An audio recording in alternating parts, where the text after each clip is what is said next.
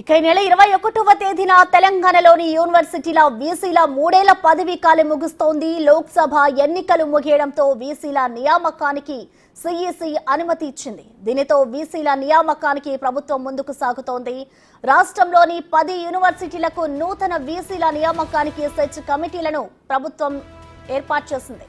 ఈ కమిటీలో తెలంగాణ విశ్వవిద్యాలయ నామినీగా OU retired professor Suleman Siddiqui, UGC నామినీగా ప్రొఫెసర్ రాజేశ్వర్ సింగ్ చండేల్, ప్రభుత్వ నామినీగా సిఎస్ శాంతి కుమారి ఉన్నారు.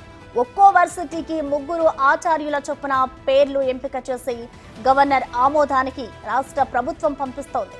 గవర్నర్ ఆమోదించిన తర్వాత వీసీ నియామకాలపై ప్రభుత్వం అధికారికంగా ఉత్తర్వులిస్తోంది. ఈ నెలాఖరులోపు నూతన వీసీల ఎంపిక ప్రక్రియ పూర్తి చేసి నియామక ఉత్తర్వులు జారీ చేయనున్నట్లు ప్రభుత్వ వర్గాలు తెలుపుతున్నాయి.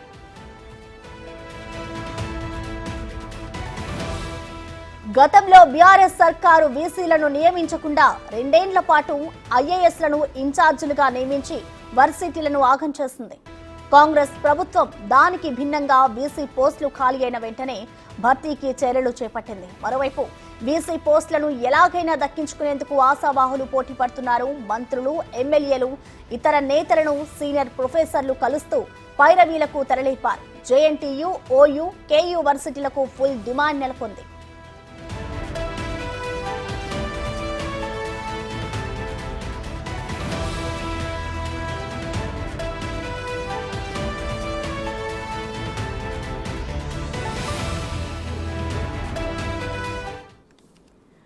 దీనిపై కంప్లీట్ డీటెయిల్స్ మా ప్రతినిధి వేణు లైవ్ ద్వారా అందిస్తారు. వేణు, చెప్పండి, వీసీల గడువు అయితే ఈ నెల 21తో ముగుస్తోంది. దీనికి సంబంధించి ఏ యూనివర్సిటీలకి ఎంతమంది అప్లికేషన్స్ నమోదు చేసుకున్నారనుకోవచ్చు Venu?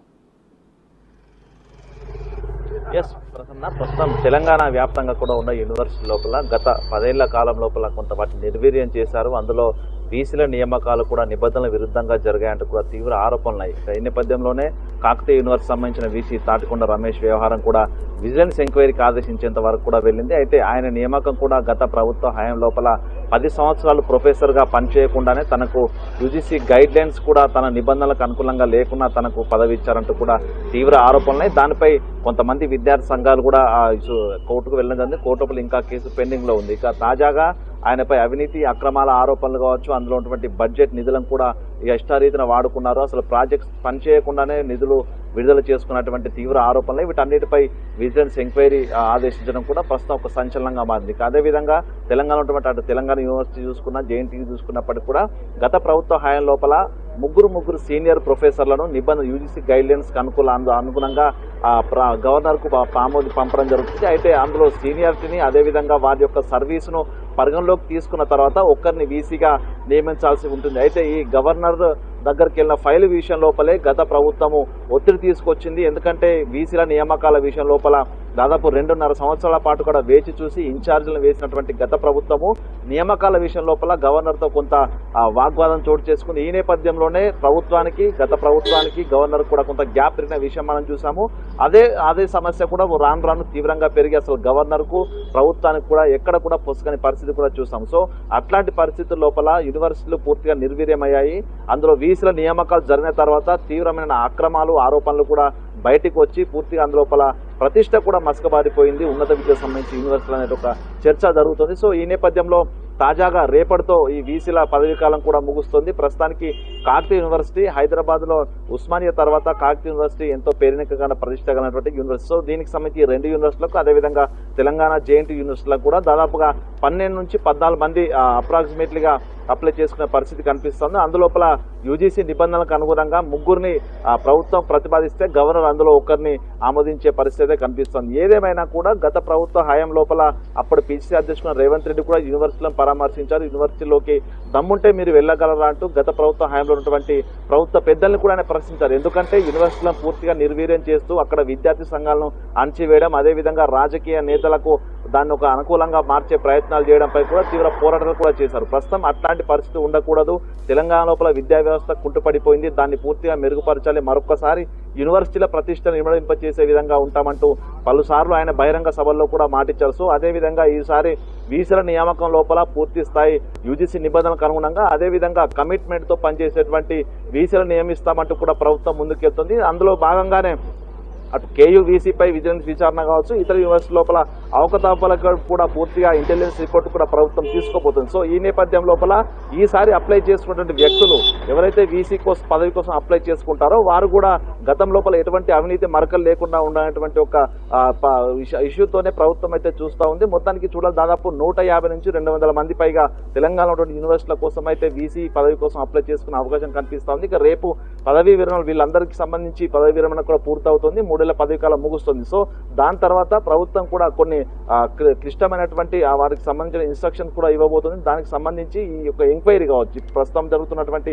Vigilance enquiry Kakatiya university వీసీపై కావచ్చు, ఇతర యూనివర్సిటీలపై ఉన్నటువంటి ఇంటెలిజెన్స్ రిపోర్ట్లు కావచ్చు. వేణు, గత సర్కార్ నియమించిన వీసీలపై అయితే అనేక ఆరోపణలు ఉన్నాయి. మరి ఇప్పుడున్న సర్కార్ రాజకీయ ప్రమేయం లేకుండా ఇప్పుడు ఎలాంటి చర్యలు తీసుకుంటుందనుకోవచ్చు ఇప్పుడున్న కాంగ్రెస్ సర్కార్? ఎందుకంటే ఈ గత ప్రభుత్వ హయాం లోపల రాజకీయ నాయకుల అండదండలు ఉన్న వ్యక్తులే వీసీ స్థాయికి రావడం జరిగింది, వీసీ పోస్టులు కూడా తీసుకున్నారు. దాన్ని ప్రస్తుతం మనం కోర్టులో ఉన్నటువంటి కేసులు దాన్ని సాక్ష్యంగా చూడవచ్చు. ఎందుకంటే వీసీలకు 10 years ప్రొఫెసర్గా చేయకున్నటువంటి అనుభవం లేకున్నప్పటికీ కూడా అక్రమంగా అడ్డదారి లోపల వాళ్ళు వీసీగా పదవుల కాలం పొందారు. దాంతో పాటుగా వారిపై తీవ్రమైన అవినీతి ఆరోపణలు అయ్యాయి.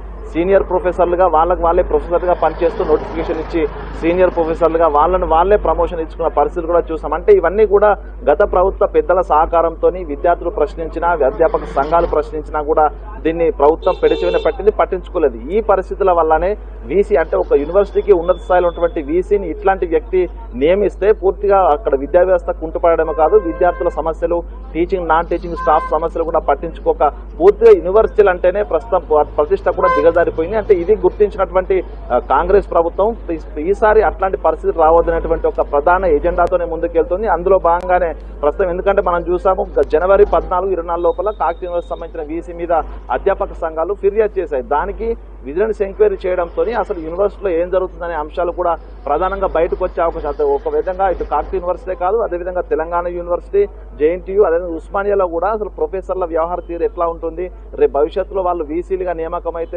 యూనివర్సిటీ ప్రతిష్ట ఉంటుందా, అసలు ఏ విధంగా వాళ్ళ కమిట్మెంట్ ఏ విధంగా ఉంది దానిపై కూడా ప్రస్తుతం ప్రభుత్వం ఇంటెలిజెన్స్ రిపోర్ట్ కూడా తీసుకుంటుంది. అంటే యూనివర్సిటీ వీసీల నియామకంలో మాత్రం పూర్తిగా ఒక ఖచ్చితమైనటువంటి నిర్ణయాన్ని తీసుకోవాలనేటువంటి ప్రభుత్వం ఆలోచిస్తున్నట్టు తెలుస్తుంది. అందులో భాగంగానే నిన్న విజిలెన్స్ ఎంక్వైరీకి ఆదేశించడం కావచ్చు, వీసా నియామకం కోసము కట్టుదిట్టమైనటువంటి యూజీసీ రూల్స్ ఫాలో కావాలంటూ కూడా అటు ఉన్న విద్యాశాఖ కూడా చెప్పిన పరిస్థితి కనిపిస్తుంది. మొత్తానికి యూనివర్సిటీలను గతం లోపల ఉన్నటువంటి ప్రతిష్టను, అదే విధంగా విద్యాలయాల్లో అన్ని వస్తువులను ఏర్పరిచే విధంగా అయితే రేవంత్ సర్కార్ అయితే మూవ్ అయితే కాబోతుంది. మొత్తం చూడాలి, అప్లై చేసుకున్న తర్వాత కూడా ఈ యొక్క ఎంక్వైరీ లోపల వారిపై ఏదైనా అవినీతి అక్రమాలు చేస్తే వాళ్ళని కూడా అందులో సస్పెండ్ చేసే అవకాశం కూడా ఉంది. Prasanna, thank you Venu.